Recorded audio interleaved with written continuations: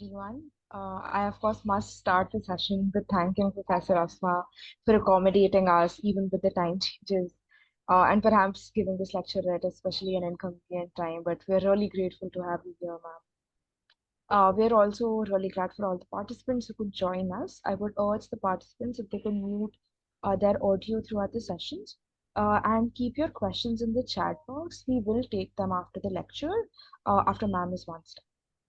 Our speaker today is, of course, Professor Asma Afsaruddin, who's a professor of Middle Eastern languages and culture in the Hampton School of Global and International Studies at Indiana University, Bloomington. She received her PhD in Arabic and Islamic Studies from Johns Hopkins University and previously taught at Harvard and Notre Dame universities. Her research interests include Islamic religious and political thought, Islamic intellectual history, Quran and Hadith, and gender within Islam. She's the author and editor of 7 books, including Contemporary Issues in Islam in 2015, Striving in the Path of God, Jihad and Martyrdom in Islamic Thought, which was recently also translated into Indonesian, which won the World Book Award in Islamic Studies from the Iranian government. She's also written over 50 research articles and book chapters on topics as diverse as Quranic hermeneutics, Hadith criticism, pluralism in Islamic thought, interfaith relations, war and peace in the Islamic tradition, Islamic feminisms, and modern reform movements in Muslim majority societies. Professor Afsaruddin is currently a member of the Academic Council of the Prince Alwaleed Center for Muslim Christian Understanding at Georgetown University and is a past member of the Board of Directors of the American Academy of Religion. We are really glad to have you, ma'am. Over to you. Thank you very much. Thank you. Assalamu alaikum wa rahmatullahi wa barakatuh. Greetings to everyone.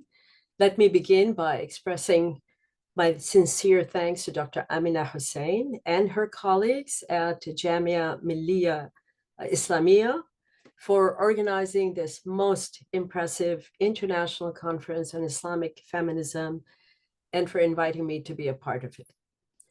So I'm going to start sharing my screen.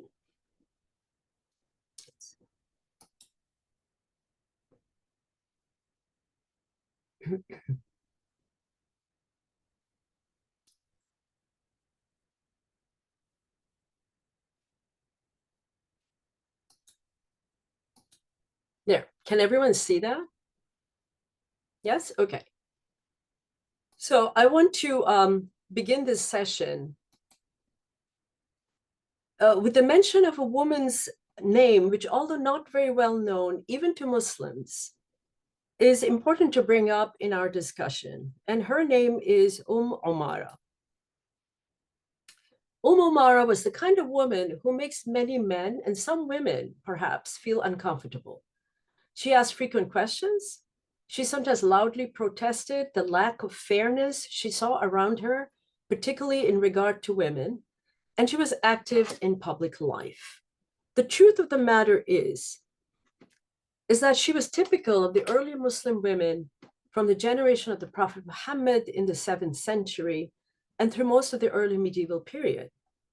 Umara is also particularly valorized in the early literature for her courage on the battlefield. According to the early Muslim biographer, Ibn Sa'd, who died in 330 of the Hijri era or 845 of the Gregorian date, she fought fearlessly in a number of the early battles in Islamic history. During the Battle of Uhud, she defended the Prophet himself against a particularly ruthless enemy, and as a consequence was fulsomely praised by him for her matchless bravery. Another very important reason to remember her name is that she is cited as the reason for the revelation of a significant verse in the Qur'an. According to the occasion of revelation, the Asbab al-Nuzul, cited in connection with this verse, it was Umara who remarked to the Prophet regarding the Quranic revelations up to that point, saying, and I quote, "I see that everything pertains to men. I do not see the mention of women," she said. Subsequently, this particular verse was revealed.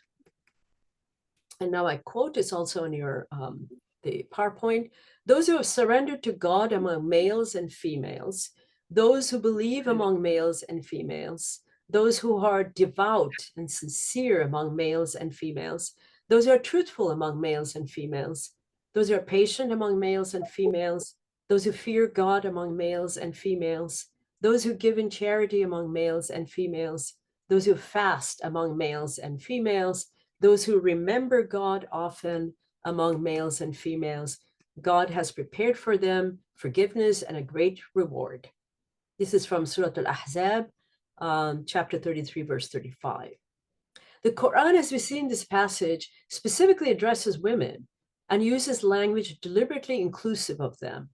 This verse, above all, maintains the absolute religious and spiritual equality of women and men. No ifs, ands, or buts, no conditions attached. It should come as no surprise, therefore, that Muslim women who can read and understand the Quran for themselves draw their power and strength from the Quran. The Quran, after all, confers specific legal rights on women, some of which had not ever previously been granted to women and were quite revolutionary in their consequences. Thus, the Quran gives women a say in contracting their marriages, to hold property in their own names, even after marriage, to seek divorce under specific conditions, although this is a practice not encouraged either for men or women, and to expect fair and equal treatment from their husbands in particular. And yet, despite these women-affirming verses, many, if not most Muslim male exegetes, the commentators on the Quran, read the Quran through a masculinist lens and generated commentaries that promoted a patriarchal social order that created discriminatory treatment of women. Beginning in the 20th century, however, Muslim feminist scholars, mostly women, but also including a few men, started to go back to the Quranic text in order to challenge and circumvent the distinctively woman-unfriendly exegeses of specific verses generated by many influential male scholars. These feminist scholars hoped thereby to retrieve the original egalitarian ethos of the Quran itself. Through their egalitarian lens, these women exegetes offer critiques of traditional methodologies of engaging the Quran and offer alternative readings of verses that deal specifically with gendered relations. Their exegesis underscored the polyvalence of the Quranic text. That is to say, they emphasize the possibilities of extracting multiple meanings from scripture based on specific reading strategies that are fully aware of historical contexts and of the frequently broad semantic spectrum of key terms and concepts. Critical and occasionally revisionist exegesis of this kind through a gendered egalitarian lens is the foundation of what today we have come to term Islamic feminism, the topic of this whole conference. Thus, the well-known feminist exegete, Amina Wadud, author of the groundbreaking work, Quran and Women, Rereading the Sacred Text from a Woman's Perspective, suggests adopting what she calls a hermeneutics of Tawheed. Are we okay? So she calls this a hermeneutics of Tawheed, referring to a holistic method of reading the Quran that specifically challenged the line-by-line atomistic method of interpretation that was so popular among many medieval exegetes and remains so till today. If the Quranic claim of establishing a universal basis for moral guidance is to be taken seriously, comments Wadud, then Muslim exegetes must develop a hermeneutical framework that leads to, now I'm quoting from Wadud's work, that leads to a systematic rationale for making correlations among Quranic verses, and which sufficiently exemplifies the full impact of Quranic coherence, end of quote. Universals, am, and particulars, khas, must be distinguished from one another. Time and place-bound interpretations must be recognized as such, and their limited applicability recognized. Wadud's interpretive venture is then fundamentally concerned with retrieving an unending trajectory of social, political, and moral possibilities that remain consistent with the overall Quranic ethos of equity, justice, and human dignity in changing historical and sociopolitical circumstances.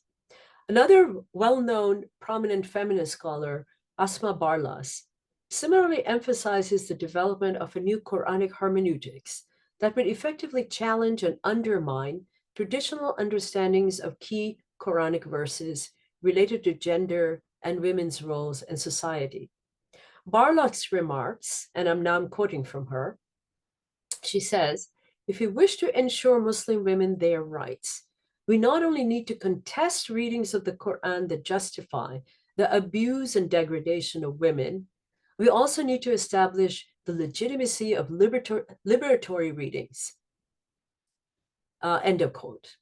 In order to retrieve such an egalitarian and liberatory perspective from within the Quranic text, Barlas and other contemporary feminist exegetes have typically resorted to a holistic reading of the text, so that single verses, especially those that appear to be promoting gender inequity, may be read in conjunction with other verses that are thematically and semantically related, allowing for the emergence of other interpretive possibilities.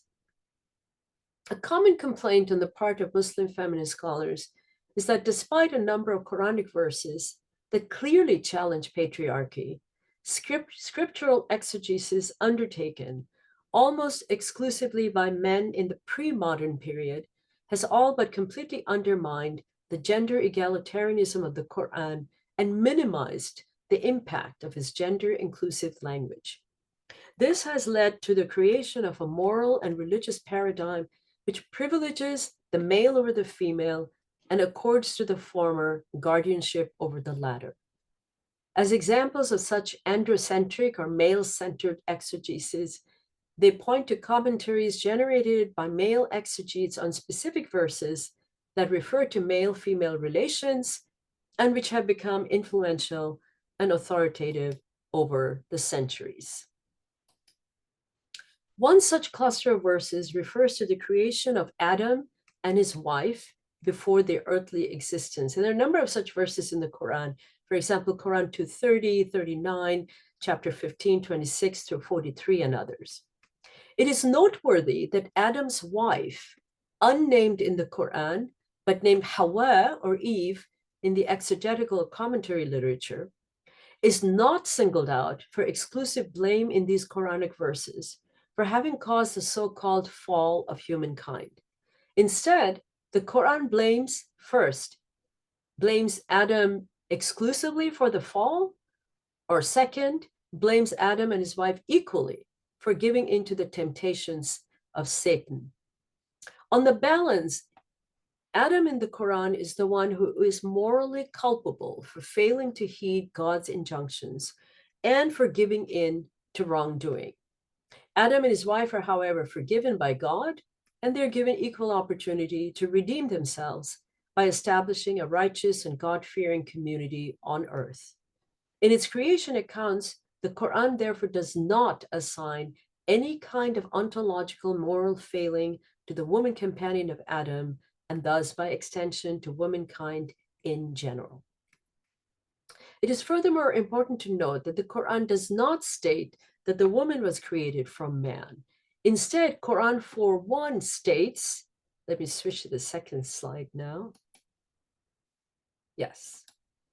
Instead, the Quran in chapter 4, verse 1 states, O humankind, be careful of your duty to your Lord, who created you from a single soul, nafs wahida, and from it created its mate, and from them the two has spread abroad a multitude of men and women. Simultaneous creation from the nafs wahida, or a single soul, as described in this verse, negates the possibility of the male being granted an ontologically superior status by virtue of having been created first, from whose body is then derived the woman's. The Quran in chapter 3, verse 195 also states, I will not let the work of any of you, whether male or female, to be lost. Each of you is from the other. Both of these verses thus clearly undermine the notion of a hierarchical relationship between men and women and grants them instead ontological equality, that is to say, fundamental equality from birth. Retrieval of the meaning of these Quranic verses concerning Adam and his wife is highly important for these feminist exegetes, for it provides a corrective to a very different story that emerges from the prolific exegetical literature or tafsir concerning them. Commentaries from after the 9th century of the Common Era reveal that the Quranic assignment of blame primarily to Adam in the creation accounts proved unpalatable to a number of later Muslim male commentators. And they deliberately imported the biblical creation story into their interpretations to reassign the blame to his wife, whom they now call Hawa. Through the medium of hadith, the biblical story of Eve's creation from Adam's rib also took deep root in Muslim exegesis by at-Tabari's time, even though there is no mention of it in the Quran. Once again, such non-Quranic references allowed male exegetes to justify a secondary socio-legal status for women vis-a-vis men from the 9th century onwards. Culturally derived attitudes which progressively undermine women's equal status in society in the formative period of Islam stand therefore in tension with several passages in the Quran that affirm women's spiritual status and moral agency equal to that of men. One such verse is Quran 33:35 that specifically addresses women and uses language deliberately inclusive of them, as I mentioned at the beginning of this presentation. This verse, above all, maintains the absolute religious and spiritual equality of women and men and declares all their meritorious actions to be worthy of equal reward in the afterlife. Another critical verse in the Quran, from chapter 9, verse 71, establishes equal and complementary moral agency for men and women. And this verse states, male believers al-mu'minun and female believers al-mu'minat are the partners, awliya, and allies of one another. They command the good and forbid wrong, and they perform prayer, give the obligatory alms, and obey God and his messenger. They are those upon whom God has mercy. Indeed, God is almighty and wise. Feminist exegetes argue that the obvious intent of the verse is to establish parity between men and women as equal partners in the common venture to promote the good and righteous society on earth and in the fulfillment of their individual and communal obligations towards God. However, male interpreters from the pre-modern and modern periods have understood this verse in ways that more often than not were consonant with their own particular views of proper male-female relations, and especially from the Abbasid period on, subversive of its egalitarian thrust. Typically, classical exegetes like at-Tabari and al-Qurtubi restricted the wilaya of women on the basis of this verse to the religious sphere and did not, and perhaps could not in their own time, derive a broader social and political empowerment of women on an equal footing with men. A number of Quranic concepts and terms which have been interpreted to convey gender inequality by classical male exegetes and jurists are similarly being revisited by feminist exegetes. Among these concepts is the term harth, which in its basic signification refers to a tilth or land suitable for cultivation. The relevant verse, Quran 2:23, chapter 2, verse 223, containing this term in relation to women states, your women are a tilth for you, so approach your tilth as you will, and send good deeds in advance for your souls, and fear God and know that you will meet him, end of quote. Once again, we turn to at-Tabari's commentary as an example of classical exegesis of this verse. And he explains this verse as, your women are the tilling ground of your children, nisa'ukum muzdara'a awladikum. So approach your tilling ground however you wish and wherever you wish, end of quote. This notion of women as the tilling ground of men, generally understood to point to their biological and reproductive functions, is the pervasive one in at-Tabari's exegesis. He refers to several early authorities like Ibn Abbas and As-Suddi who corroborate this understanding. Furthermore, the sexual union between husband and wife, which is expected to lead to children, is to be considered among the good deeds carried out by humans. As the continuation of the same verse, send good deeds in advance for your souls, indicates. Thus, as At-Tabari documents, Ibn Abbas counseled people to utter the basmala, the Bismillah ar-Rahman ar-Rahim, utter the basmala before commencing sexual relations as one would with any positive and licit moral act. On the whole, At-Tabari's exegesis of this verse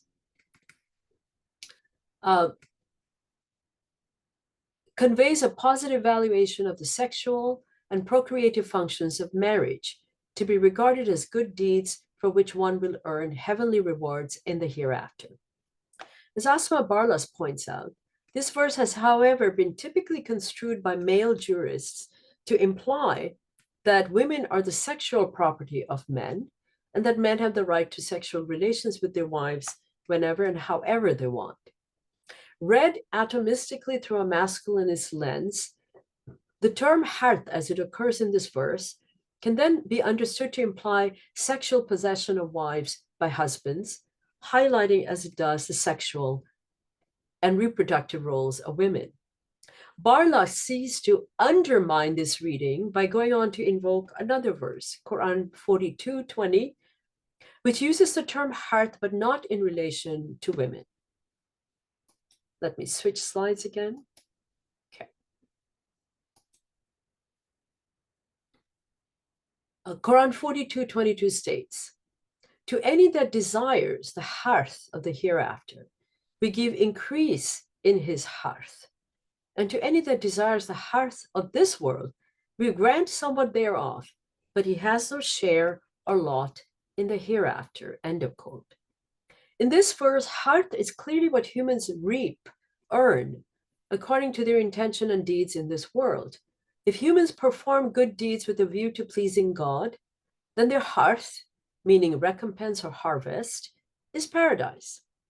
If one carries out certain deeds with the simple objective of profiting in this world, then the recompense will be in accordance with one's intentions. The larger point that Barlas makes in comparing these two verses is that the term hearth does not ipso facto imply any kind of property that can be owned. Furthermore, a fuller sense of the equal complementary roles that men and women are expected to assume within an Islamic marriage emerges when other Quranic verses that are relevant to this discussion are brought in. Prominent among them is the verse in Quran 2:187, which reads, wives are your garments, and you husbands are their garments. Garments, libas, here are to be understood as a metaphor for mutual comfort and joy and the equal rights shared by wives and husbands vis-a-vis one another in a marital relationship. Another equally relevant verse is Quran 30:21, chapter 30, verse 21, which states, and among his signs is this, that he has created for you mates from among yourselves, that you may dwell in tranquility with them, and he has put love and mercy between you. Along with the previously mentioned Quran 9:71, in which believing men and women are described as the equal partners of allies of one another, they can be understood to be complementary in meaning. So when all these verses are read in conjunction with these verses, Quran 2:23, which refers to hearth in relation to wives, is then more properly interpreted not as mandating an unequal relationship between husbands and wives, but pointing to two of the fundamental purposes of the marital union within Islam, the enjoyment of licit sexual pleasure and production of offspring. Here, women's distinctive biological functions are emphasized because only they are capable of conceiving and giving birth to children, just as men's distinctive biological functions are also highlighted in this verse because only they are capable of impregnating women. Both together participate in the process of procreation. There is nothing in the specific language of the verse to indicate prima facie that biological differences in themselves amount to an unequal relationship between the husband and wife. One would have to deliberately impose a gendered hierarchical understanding on the verse, especially by subscribing to the view that the act of male impregnation is somehow morally and biologically superior to the female act of giving birth. The entire thrust of the Islamic tradition, which has glorified the status of the mother considerably over that of the father, would be against this particular interpretation. And one is reminded here of the famous hadith in which the Prophet remarks, "Paradise lies beneath the feet of your mother." And it's been recorded by Ahmed ibn Hanbal and Nasai and Ibn Majah in their hadith collections. Now let me go on to a discussion of the difference between the general and the particular, and how the failure to appreciate this difference leads to misreadings of the Qur'an. Gender scholars, feminist exegetes, typically insist that a fundamental flaw in traditional Quranic hermeneutics has been the inability of many exegetes to distinguish between the general or universal commandments of the Qur'an and the particular contextualized applications of them. In the discipline of tafsir, or Qur'an commentary, this division is well recognized in regard to the meaning of verses, am, general, versus khas, particular, but not necessarily applied in a consistent manner. This has led to what a number of scholars today consider to be misreadings of the Quran, especially when it concerns gender.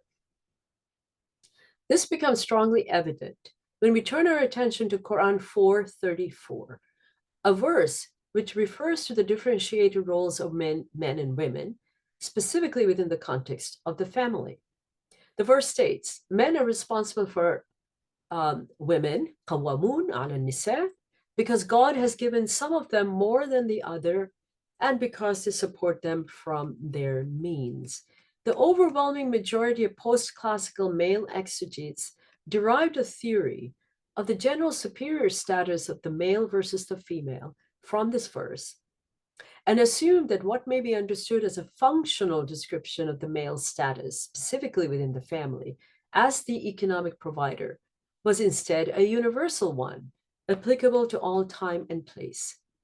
Many gender scholars, including myself, disagree. They argue that this verse, when read together with other Quranic verses that deal with gender, conveys an inescapable fact that while fundamentally equal, humans have been created biologically different in order to perpetuate the species. In other words, only in particular contexts and circumstances will males and females assume different contingent roles and functions, the emphasis being on the contingent.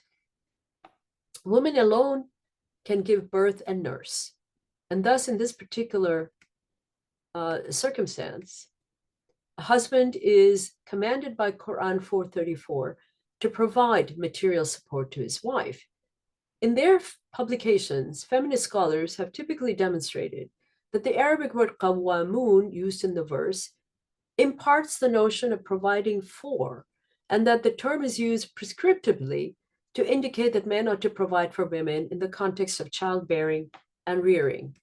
It also does not necessarily mean that women cannot provide for themselves in that circumstance. The term qawwamun is not an unconditional statement of male authority and superiority over all women for all time, as traditional male interpreters have claimed, but rather a functional and therefore contingent one. These women exegetes thus demonstrate how classical male interpretations have turned the specific and contingent into universals. Such a hermeneutic approach allows one to furthermore fruitfully explore the tension within the Quran between notions of functional superiority versus ontological equality, a key discussion that informs feminist and more broadly modernist engagements with the Quran.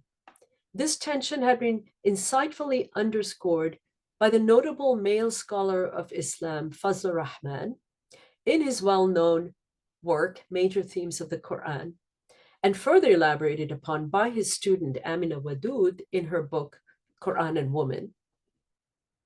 Rahman had commented regarding Quran 4:34 that the status of men as custodians, qawwamun, of women that has typically been read into this verse is contingent upon the man's traditional function as the sole breadwinner in the family. In the modern world, large numbers of women work outside the home and contribute to the economic well-being of the family, or serve as a sole provider, which allows us to reassess the assumed absolutist implications of the term qawwamun in Quran 4:34. Furthermore, this verse discusses gender roles specifically in the context of the domestic sphere. When read cross-referentially with other verses, such as Quran 971, which I referenced earlier, that have to do with gender more broadly speaking, a more generalized understanding of a superior status for the male, qua male, for the male as male, becomes untenable and insupportable. In addition to qawwamun, the term daraja, as used in the Quran, has provoked quite a bit of feminist anxiety. The term occurs famously in Quran 2:28, the last part of which states, and I'm quoting now, "And the rights due to the women are similar to the rights against them, or the responsibilities they owe, with regard to the ma'ruf, and the men have a degree or daraja over them, and God is exalted in might and wise." End of quote. This is another verse popular with those who wish to retrieve a gendered hierarchy from within the Quran. Daraja occurring in this verse has been traditionally understood by pre-modern exegetes to refer to a man's degree above a woman, implying, according to them, a fundamental superiority of men over women. A cross-referential reading of relevant Quranic verses disabuses us of the notion that daraja is used in a gendered sense in the Quran. So let me explain that further. And I've actually written about this, so you would be able to access the fuller explanation of this. So there are 18 verses in the Quran that contain either the singular daraja or its plural darajat, including Quran 2:28, chapter 2, verse 228. The other 17 verses include the very important Quran 46:19, chapter 46, verse 19, which says everyone has a rank or degree, لِكُلٍّ daraja.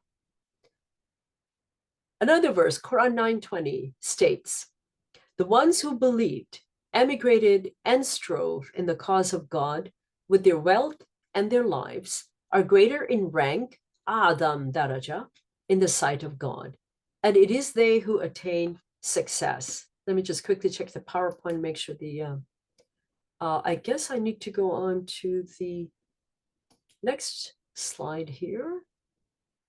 Oh, okay. No, we're still on the same slide. Okay.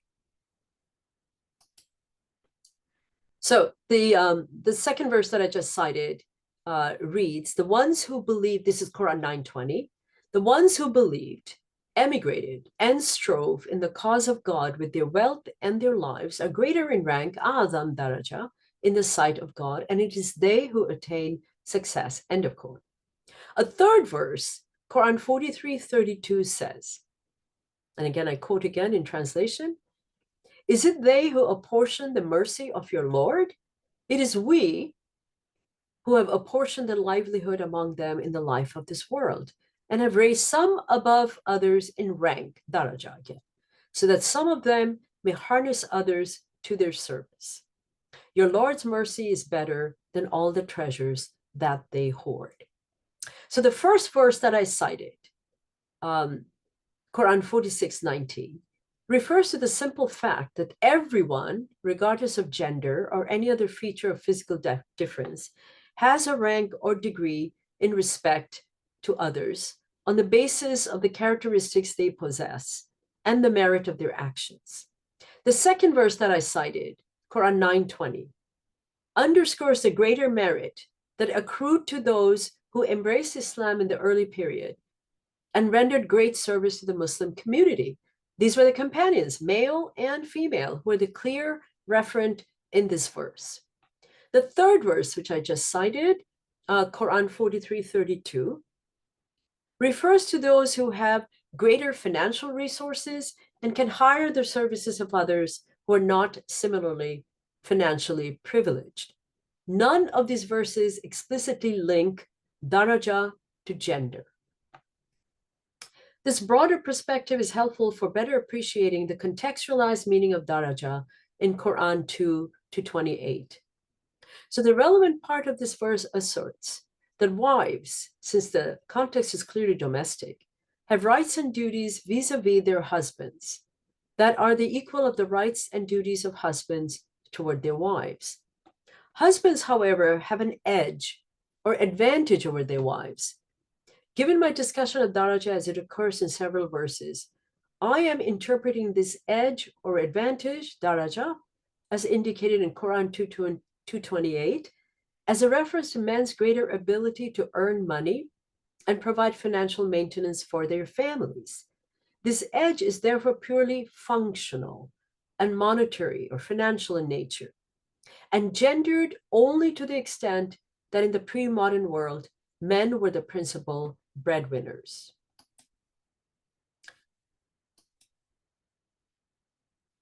So you have a new slide here. A final verse I want to refer to that has been subjected to considerable misreadings, in my opinion, is Quran 2:82, which reads, "Set up 2 witnesses from your own men, and if they are not 2 men, then choose a man and 2 women as witnesses, so that if one makes a mistake, then the other can remind her." End of quote. Despite the fact that the context in which this verse is embedded is in reference to a very specific kind of financial enterprise, a loan transaction, dain, the verse has been invoked by some as a proof text to argue in general for a woman's legal testimony to be worth half that of a man. This is assumed to be because of her tendency to be forgetful and thus not as mentally competent as a man. This position is quite popular among conservative factions today, but as rigorous scholars have shown, this view cannot be attributed uniformly to the medieval fuqaha or jurists. Instead, we can establish that many medieval jurists had much more complex and sophisticated views on the validity of women's testimony.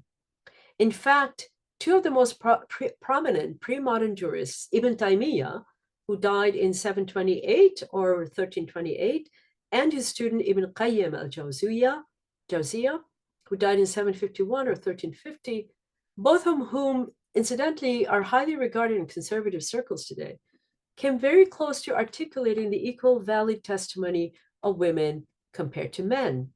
And these 2 jurists clearly understood that the general cannot be derived from the particular.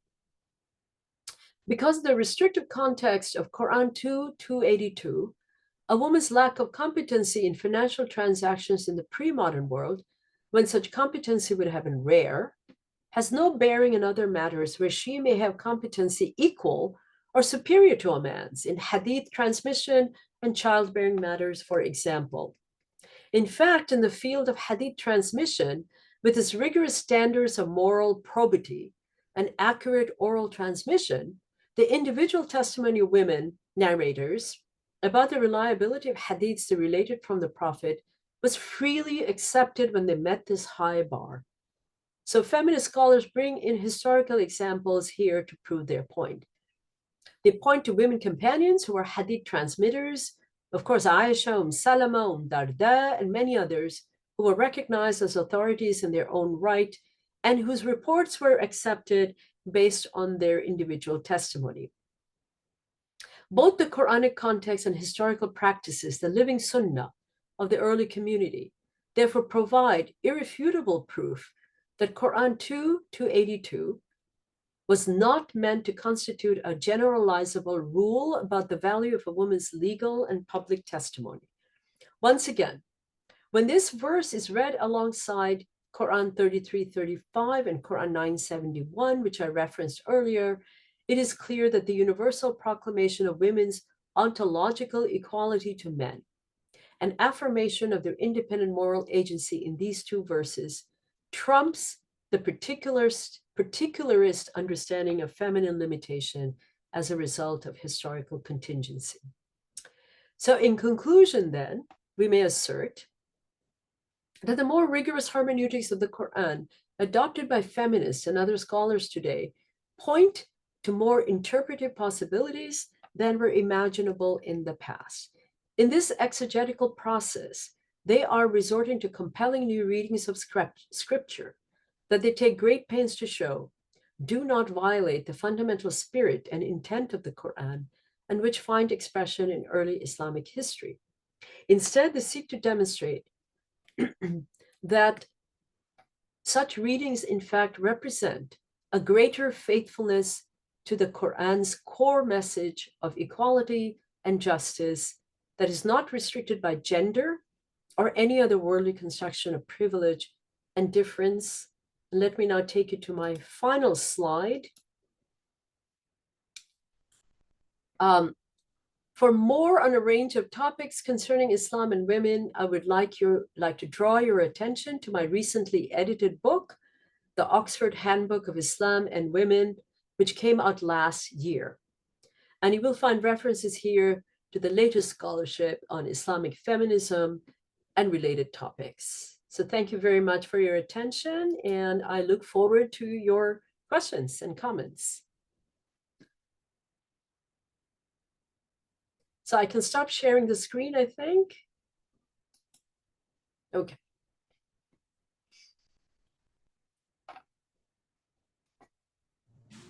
That was amazing. Thank you so much. Thank you. My pleasure.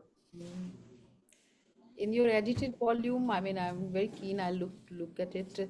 You have included Muslim societies from South Asia as well. Yes, yeah. There's a whole chapter on South Asia. Mm-hmm. Fantastic. Who has written that?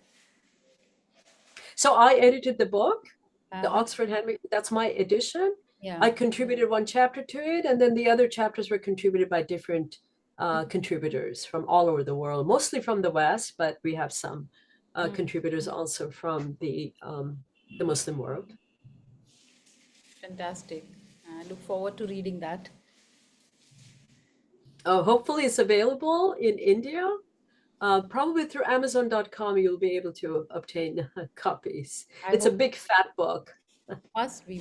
It's a handbook, so it has to be a big fat book. Yes, that's right. Yeah. Yeah, Arushi, are you going Yes, to? ma'am. There's a question in the chat box. Tala Rahman writes, personally, Amina Wadood writes, personally, I've come to places where how the text says what it says is just plain inadequate or unacceptable. However, much interpretation is enacted upon it. Amina Wadood is inside gender jihad. She says this particularly to reference Quran 434. She says we can promote the idea of saying no to the text, and they would love to hear your thoughts on the same. Actually, I have a rejoinder to that position in my chapter in the Handbook of Islam and Women. So I think there's a gross misunderstanding, of course, of the verb daraba, which I didn't include in this presentation, which would have made it much longer. And Dr. Amina and I agreed that we would keep it to 45 minutes for my talk and take some questions at the end. So the misunderstanding emanates from the fact that daraba does not mean to hit or strike in every circumstance. Daraba can also mean to pat someone very gently, even lovingly. So we have usages of the verb daraba in Arabic texts, particularly from the classical period. There's a hadith in which the Prophet is described as sending Mu'adh ibn Jabal out to Yemen, right, to assume his position as governor. So he asks him, how will you govern? What are the sources that you will use as a governor when you're sent out to Yemen? And Mu'adh says, I will use the Quran and the Sunnah. And then the Prophet asks him, what if you can't find an answer from the Quran and the Sunnah? What will you do? He said, then I will resort to my Rai, to my ijtihad, personal ijtihad. The Prophet was so pleased with his answer, the hadith in Arabic says, then he darabahu ala sadrihi, or something to that effect. Of course, he didn't strike him or beat him, right? Patted him lovingly and gently, tapped her. So I actually challenged the usual translation into English as beating or striking, which has caused so much harm, and we should challenge these harmful translations. The original Arabic has no such connotation of violence, but rather, simply, as I said, patting someone, even in a loving manner. So Professor Wadud, of course, did not take that meaning into consideration. Therefore, I challenge her understanding that we have to somehow reject this verse, to say no to him. I don't accept that understanding at all. And as I said in my own chapter in the Oxford Handbook, I actually provide this different reading and different understanding. Thank you so much for that, ma'am. Nora has two questions. I think the first is, what advice do you have for those interested to contribute to Islamic feminist scholarship? And would you recommend any leads for them to pursue? Well, get an excellent education, and I'm sure they're getting that. If they're from Jamia, Millia, Islamia, I'm sure they're getting excellent education. Learn Arabic really well. Arabic is a must. I'm always appalled by the fact that there's so many people, excuse me, pretending to be scholars of Islam, and their understanding, especially of classical Arabic, is so weak, so deficient. How are they going to generate credible readings and authoritative readings if they can't understand the original text? There's a huge problem with English translations of the Qur'an. I've also written a lot on jihad in Islamic texts, and I looked at some translations of critical verses from the Quran, and those translations need to be challenged, because a lot of people who don't know Arabic and are reading the Quran in another language, especially English, will be misled by these translations, by these interpretations. So in order to become an authoritative scholar, and I hope you do, I hope you achieve your dream of becoming a scholar of Islamic feminism, get a wonderful education at the university level.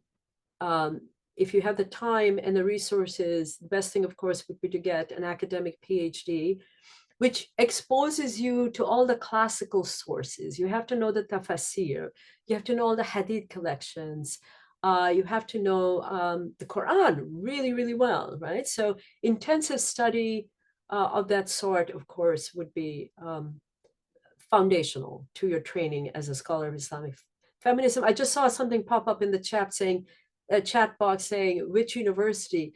Any good university which provides a degree, advanced degree in Islamic studies. And of course, we have an example of such a prominent university right here in the Jamia, Millia, Islamia. Yes. We have another question, but because it's related to what you just answered, for like graduate level people who are just getting into it, would you have recommendations of any translations that people could look up to? Of course, there will be problems in everyone, but one would you recommend the best? So actually for the Quran, there's now a very good translation available, published by HarperCollins. It's a major publisher in the US, called The Study Quran. The Study Quran. And it's been translated and edited by a very distinguished group of scholars, young and more junior, as well as more senior scholars. And when it was published a few years ago in the United States, it immediately captured a lot of people's attention because of the quality of the work. They spent years debating the meanings of certain Arabic words. So it's not just a straightforward translation. They're also offering some exegesis, some tafsir, selective tafsir alongside the translation. So that makes it a very useful reference work for everyone who works on Quranic studies and who would like to have access to a translation. So it's, again, a kind of a big fat book, but reasonably priced. And it's the book I now recommend to my own students. God. Nora's also asked, What can we do next in terms of affecting family law and jurisprudence in Muslim countries? How acceptable are these views, and when do you think these ideas or truths in quotation marks would make it to mainstream jurisprudence?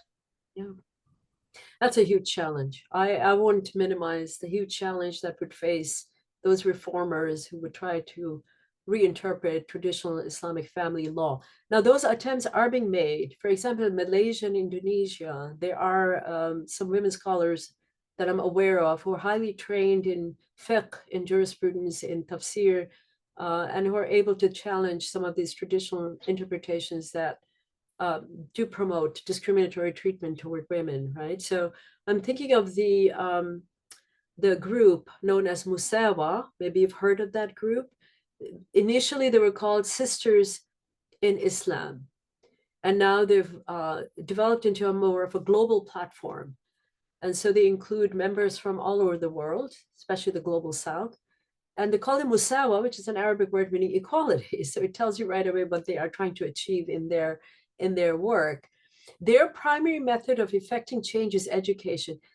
I can't emphasize this point enough. Of course, many of us want change overnight, especially when you're young and you get tired of hearing the same things over and over again. But the best way to bring about long-term change is through education.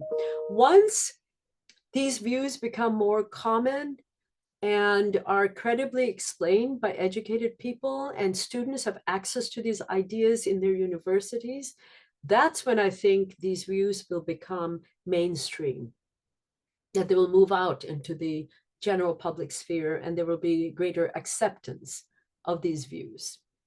And we can already see that happening to some extent.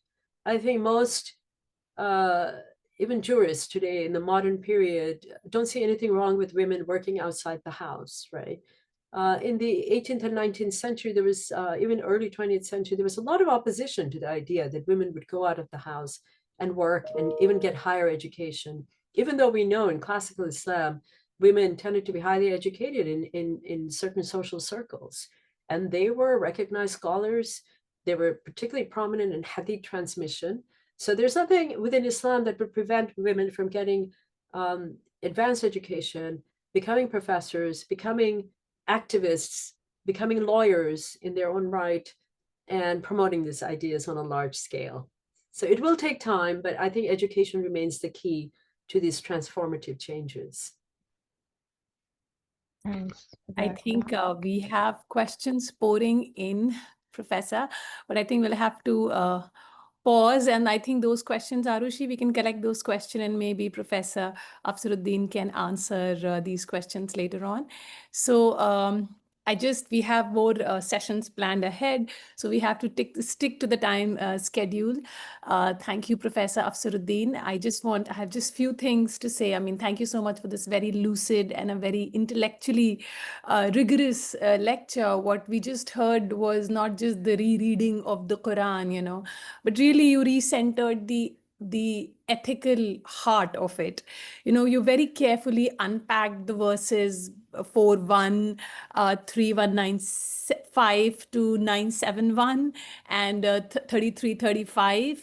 It powerfully reminded us that Quran itself never really rendered women secondary or derivative, and it was deeply striking to learn how even in the creation story that you started with, blame is packed equally or even primarily on Adam, and how the concept of nafs al-wahida, the single soul, it very clearly affirms the ontological equality of women and men with which you started, and really spoke to the soul of this conference theme.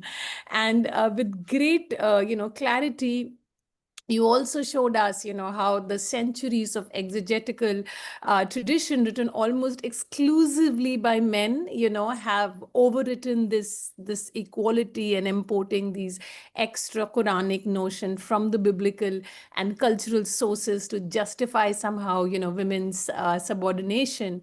So I think what resonated most today was the insistence that the feminist tafsir is not, it's not an external imposition, you know. It's more of a retrieval, you know, it's a recovery, something which is already there. So thank you so much, My Professor, pleasure. for restoring to us the Quran as a radical egalitarianism. And this is something we actually, in our inaugural ceremony, our Vice Chancellor also insisted and centered on the aspect of reading and the education that you also kind of advise to all these questions that have come up. So thank you so much. It's like coming to full circle as we come close to the end of this conference. So thank you so much for so persuasively, demonstrating and teaching us this project of, Islamic feminism, not as really an innovation, but a retrieval. So thank you so much for your time, Professor. And I I was think also, Amina, going to say exactly the same yeah, it thing. just came to my mind. In the inaugural session, our Vice Chancellor insisted that people do not read Quran, they do not know Arabic, and they talk about Islam. They become scholars of Islamic this and that. And so I think you have reiterated the point with greater force and coming from your scholarship. This is so well taken. Thank you for pointing this out. Thank you. Arushi, we can have a vote of thank. Yeah. Thank you very much. I want to express my thanks also for this invitation. So I'm grateful for this opportunity. Thank you so much, ma'am. Would just briefly like to thank everyone who was involved. First and foremost, of course, I would like to extend our heartfelt gratitude to our Chief Patron, Professor Mazhar Asif, the one Honorable Vice Chancellor of Jamia Millia, and our patron, Professor Mehtab Alam Rizvi, the Registrar of Jamia Millia Islamia, for their constant support to all of our academic initiatives. Of course, our deepest gratitude to Professor Asma Afsaruddin for agreeing to today's lecture and giving us such an insightful session. It has given us a lot of information on the different verses that you have cited, a new dimension to look at works by Amina Wadud, Asma Barlas, the later of whom we had the privilege to host at our center actually. And it has given us new tools to critically engage with the larger discourse of Islamic feminism.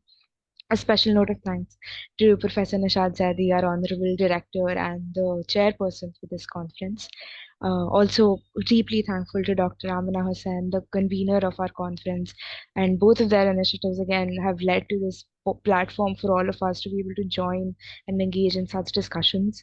Lastly, of course, a deep thank you to everyone who attended and every volunteer, student volunteers, all of the participants who have been able to make this a grand success.